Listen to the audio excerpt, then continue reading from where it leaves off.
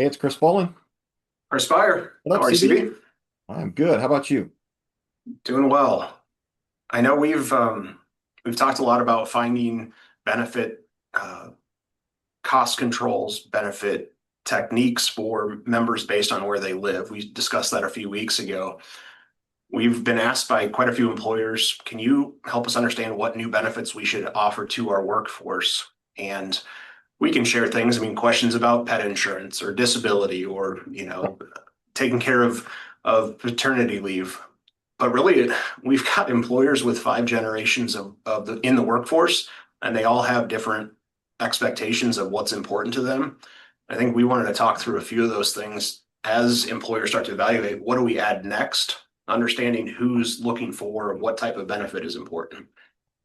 Yeah, why don't I take the first two since I'm not a boomer, but I'm You're closer pretty to a close. boomer than I am other generations. So Yeah, boomers would today be basically 61 years old or older. And yeah, it's everything that you would think, right? It's security, it's, retirement readiness, education, it's elder care, it's how do I help, with giving some of my funds to charities yeah, as I age and, obviously when I pass away. All that makes sense. Now, the problem that we've run into is, well, how do we help navigate that? Is there a point solution?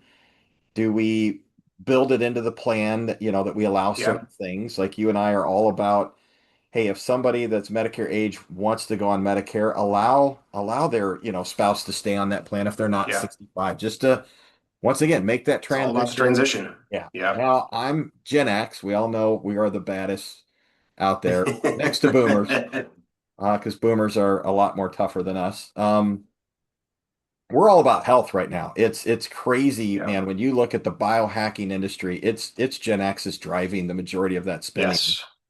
We're seeing our parents age, we're seeing, all the things that they've gone through, and we're trying to extend our life as much as Yes. possible. But on the lower side of Gen X, so right now that'd be between 45 and 60, Yep. it's college. I mean, you are thinking Yeah. about, not that you're a Gen Xer, but you're thinking about, well, I guess you I'm are. a year away from it. Yeah. I just missed it. Yeah, as you're thinking about college savings and Yeah. 529 plans, and then back to more on my side, we're thinking about long-term care because we see Right.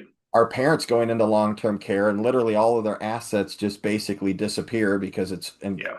so so crazy expensive. And then I think we're all worried about what happens if our identity gets compromised because we're Yeah. on cell phones, we're on laptops, we're on all these things. But so Yeah. that's a lot of things that we do have great point solutions around, Right. because there's some neat things out there, that you and I have actually looked at, implemented. But so yeah, Yeah. that's, now let's talk about your generation and the My ones younger than generation, that. Yeah, those millennials, 29 to 44, a lot of it is family building and preparing for that future. I think, making sure that we understand protection, life and disability, because we're trying to build our family, build our assets, right, prepare for retirement, make sure that they are actually utilizing the retirement match or the program there to plan for the future.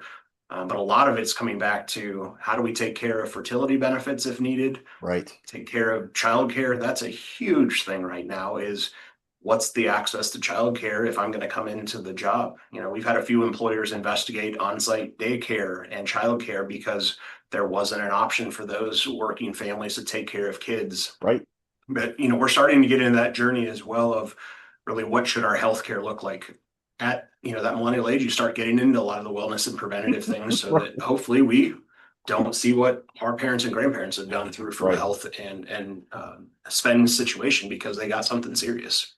Yeah, And then you look at Gen Z, which is 28 and under. I think you could split that up too into the fifth category, but that's all about short-term security.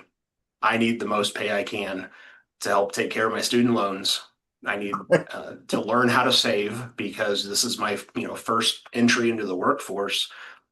But I think a lot of that also is helping those new in the workforce who went through COVID, maybe in college, maybe in high school, mental health benefits are going to be key. I think that's good for all these categories, but Absolutely. certainly providing easy access for those people that have gone through a pretty crazy childhood, teenage Yeah, years, and early adult. Yeah, but all of these have, again, solutions, but as we've seen a few clients go through and do employee surveys, we're seeing these spread out amongst their population. sure And I are. think that survey of what's important to you and then how do we act on it is very important for an employer looking to engage their multi-generational workforce. It's getting harder and harder, isn't it? It's It not is. there's definitely not one plan that fits everybody. That's for sure. No, We all have different needs in no. our life. And I think this will continue to evolve, but again, just thinking through what's on the horizon is an important thing that we want to discuss with our clients and prospective clients. I love it. Great Excellent. topic. Thanks for sharing. Thanks, CB. All right, we'll see you. All right, we'll see you. Yeah, bye.